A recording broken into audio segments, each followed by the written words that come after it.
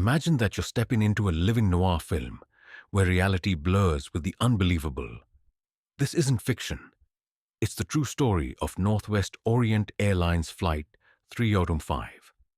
On November 24th, 1971, a mysterious passenger known only as D.B. Cooper orchestrated an audacious mid-air heist, vanishing into thin air with $200,000 in cash. The events that unfolded that day would become one of the most baffling crimes in American history. A puzzle that continues to perplex investigators and captivate the public imagination for over half a century. What really happened on that fateful flight? And why does Cooper's true identity remain unknown? Hello, and good day. Today, we unravel the mystery of the man behind the infamous D.B. Cooper hijacking. Picture a passenger on a routine flight, unremarkable in appearance, yet about to make history. Who was this enigmatic figure that managed to pull off one of the most daring heists in aviation history? As we piece together the puzzle of D.B. Cooper's identity, we're immediately confronted with a challenge. Conflicting eyewitness accounts. Some described him as refined and calm, while others recalled a more aggressive demeanor. This disparity in perception added layers of complexity to the case, like a photograph slowly coming into focus with each new detail. The FBI, faced with these varying descriptions, set out to create an accurate composite sketch of the hijacker. Their first attempt, known as Composite A, fell short. Imagine the tension in the room as witnesses critiqued the sketch, shaking their heads in disappointment. This led to the development of Composite B in late 1972, which still had its problems. Determined to get it right, the FBI made further revisions, completing the final version on January 2, 1973. One flight attendant declared it a very close resemblance to the hijacker. Yet even with this improved sketch, Cooper's true identity remained elusive. Interestingly, the name D.B. Cooper itself is a product of confusion. The ticket was purchased under the name Dan Cooper, but a reporter's error led to the now famous D.B. Cooper moniker. As the investigation progressed, the FBI began to form theories about Cooper's background. They suspected he might have had military experience, based on his apparent knowledge of aircraft and local geography during the hijacking. This level of familiarity suggested Cooper had some specialized training or experience. Cooper's apparent expertise in skydiving and aircraft operations became one of the most intriguing aspects of the case. Skydiving instructor Earl Cossey noted that while Cooper didn't necessarily need extensive experience to survive the jump, the conditions he faced significantly increased the risks. Jumping at night, in the rain, without proper gear.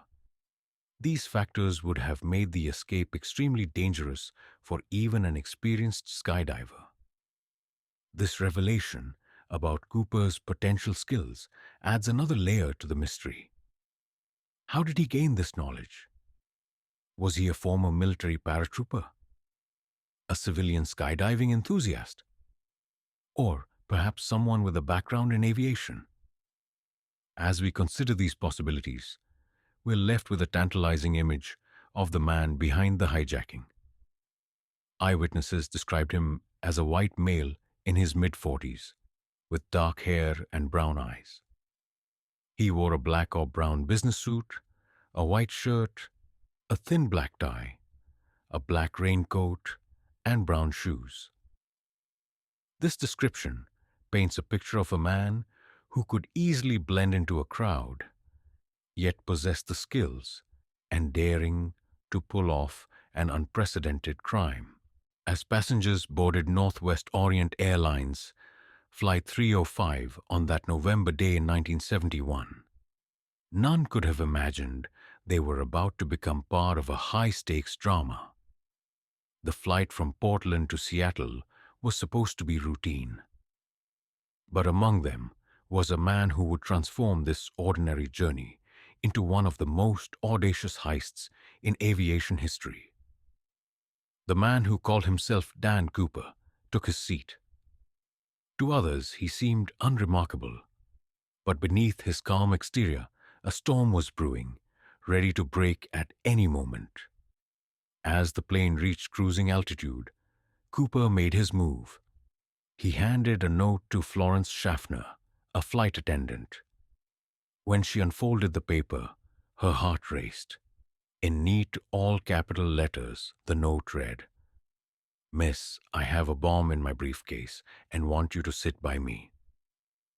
Schaffner, maintaining her composure, did as instructed. Cooper then revealed the contents of his briefcase. Inside, she saw what looked like a bomb. 2 rows of red cylinders, 4 in each row, attached to a large battery. The flight attendants exchanged nervous glances, their faces pale with worry. With this act, Cooper seized control of the aircraft. His demands were clear: $200,000 in negotiable American currency, 2 front parachutes, and 2 back parachutes. The request for 4 parachutes was particularly chilling. It suggested he might force a hostage to jump with him. As word spread, Tina Mucklow, another flight attendant, became the liaison between Cooper and the flight crew. She relayed his instructions as the pilots complied, including an unusual request to circle Puget Sound for 2 hours while his ransom was prepared. Throughout this ordeal, Cooper remained remarkably composed, even engaging in casual conversation with Mucklow. His familiarity with the area was evident when he remarked, "Looks like Tacoma down there," as they circled over the city lights below. When the plane finally landed in Seattle, Cooper allowed the passengers to disembark, but kept the flight crew on board. The exchange was made: $200,000 and 4 parachutes for the safety of the remaining hostages. Cooper's next instructions were clear. He wanted the plane to take off again, bound for Mexico City. He specified an unusual flight plan: fly at 10,000 feet with the landing gear down and the aft staircase extended.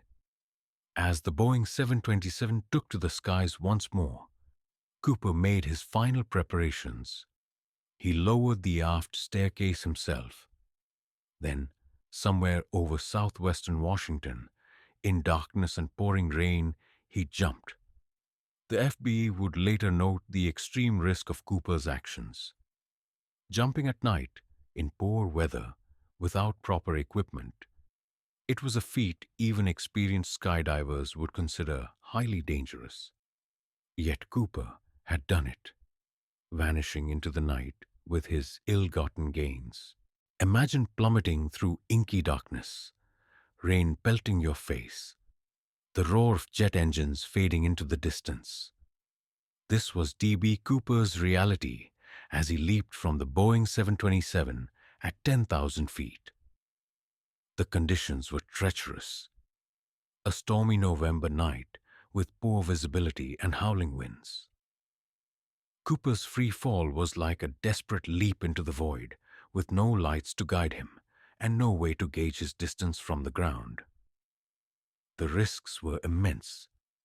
Skydiving instructor Earl Cossey, who supplied the parachutes, later commented on the extreme danger. "It's like jumping into a black hole," Cossey remarked, emphasizing a particularly concerning detail: Cooper's choice of footwear. Without proper boots, a safe landing was nearly impossible. "He might as well have been wearing bedroom slippers," Cossey added, highlighting the recklessness of Cooper's plan. As dawn broke on November 25, 1971, the FBI launched into action. Their search efforts were extensive, but hampered by poor weather and the vast, rugged terrain of southwest Washington and northwest Oregon. Some agents speculated that Cooper might have aimed for the Columbia River or targeted one of the few roads, hoping for a quick pickup. But what if Cooper never made it to the ground alive? FBI agents considered the possibility that hypothermia incapacitated him during the jump. If he landed in the Columbia River, he could have drowned, his body swept away by the current. The lack of an accomplice and the absence of a specific landing plan further diminished his chances of survival in the agent's eyes. Investigators found Cooper's black clip-on tie, a mother-of-pearl tie clip, and 8 cigarette butts. These items became crucial pieces of evidence, but offered little information about Cooper's true identity or fate. As months turned into years, the mystery deepened. Had Cooper somehow survived against all odds, or had the wilderness quietly reclaimed his remains? In 1980, a startling discovery reignited interest in the case. Brian Ingram, a young boy digging in the sand along the Columbia River, unearthed 3 packets of weathered currency. The serial numbers confirmed it. This was part of Cooper's ransom money. About $5,800 in total, the bills had disintegrated from lengthy exposure, but were still bundled in rubber bands. This find was a double-edged sword for investigators. It proved that some of the ransom had made it to the ground, but raised even more questions. How did the money end up on the riverbank? Was it evidence of Cooper's survival, an attempt to recover his loot? Or had it simply washed downstream from where he had perished? The darkness that swallowed Cooper that night held secrets that would take years to unravel, leaving us with a mystery that continues to captivate imaginations to this day. The FBI's pursuit of D.B. Cooper stands as one of the most extensive and enduring investigations in American history. For 45 years, agents tirelessly chased leads, analyzed evidence, and interviewed countless suspects in their relentless quest to unmask the elusive skyjacker. This case pushed the boundaries of forensic science and investigative techniques, becoming a decades-long obsession for the Bureau. From the moment Cooper vanished into the night sky, the FBI faced daunting challenges. Pinpointing Cooper's landing zone proved wildly inaccurate, sending search teams on a fruitless chase through dense forests and rugged terrain. Only when a Continental Airlines pilot provided crucial data did investigators realize Cooper had likely parachuted over the Washougal River watershed, a revelation that came far too late to be of immediate use. The FBI's determination knew no bounds. They distributed lists of the ransom money's serial numbers worldwide, hoping to catch Cooper if he spent his ill-gotten gains. Despite numerous reports over the years, not a single genuine bill from the ransom surfaced in circulation. In a dramatic turn, FBI Director J. Edgar Hoover himself approved the use of cutting-edge technology. An Air Force SR-71 Blackbird, one of the most advanced reconnaissance aircraft of its time, was dispatched to retrace Flight 305's path. Sadly, poor visibility thwarted this ambitious attempt, leaving investigators without the aerial clues they desperately sought. On the ground, FBI agents meticulously examined the aircraft Cooper had hijacked. They gathered physical evidence, including Cooper's black clip-on tie and 2 parachutes. Yet, despite this wealth of clues, nothing substantial emerged to reveal Cooper's true identity. As time marched on, the FBI's tactics evolved. They embraced new forensic technologies, applying DNA analysis, advanced fingerprint matching, and other cutting-edge techniques to the Cooper case. Each advancement brought a glimmer of hope that the mystery might finally be solved. The public's fascination never waned. Cooper became a folk hero to some, a symbol of defiance against authority. This enduring interest kept the case alive in the public consciousness even as official leads grew cold. Why did the case remain unsolved for so long? The passage of time eroded memories and degraded evidence. The vast search area and the possibility that Cooper hadn't survived his jump complicated matters further. The lack of a clear motive or substantial pre-crime evidence made it difficult to narrow down potential suspects. Despite these challenges, the FBI persisted. They refined composite sketches, followed up on thousands of tips, and explored every conceivable angle. But even the most dedicated investigations must eventually conclude. On July 8, 2016, after nearly half a century of active pursuit, the FBI announced the suspension of their investigation into the D.B. Cooper case. This wasn't an admission of defeat, but a pragmatic choice to allocate resources to more pressing criminal matters. While the FBI's investigation came to a close, D.B. Cooper's legacy was just beginning. His audacious crime left a lasting mark on aviation history, its impact rippling through society for decades to come. The aftermath of his escape reshaped air travel, setting in motion changes that transformed how we fly. In the wake of Cooper's daring escape, the skies erupted into chaos. The year 1972 saw an unprecedented surge in hijackings, like a sudden storm following Cooper's lightning strike. 31 reported incidents occurred in U.S. airspace alone, with 19 specifically aimed at extorting money, mirroring Cooper's tactics. Many hijackers even demanded parachutes, clearly inspired by the man who vanished into the night. This wave of copycat crimes sent shockwaves through the aviation industry. Suddenly, boarding a plane meant stepping into potential danger. The Federal Aviation Administration, FAA, faced a crisis. How to ensure passenger and crew safety in this new era of airborne crime? The answer came in sweeping security measures. The FAA mandated comprehensive screening procedures for all passengers and their bags. This marked the beginning of the thorough checks we know today. Federal courts upheld these measures as necessary for security despite legal challenges. Cooper's escape exposed a vulnerability in aircraft design, particularly in the Boeing 727. The aft air stair he used for his dramatic exit became a focal point for improvements. Engineers developed the Cooper vane, a spring-loaded device preventing the air stair from being lowered during flight. This simple yet effective solution closed the escape route Cooper had exploited. The cockpit underwent changes too. Peepholes in all cockpit doors became mandatory, allowing flight crews to observe passengers without opening the door. These security enhancements, born from Cooper's actions, marked the start of modern aviation safety protocols.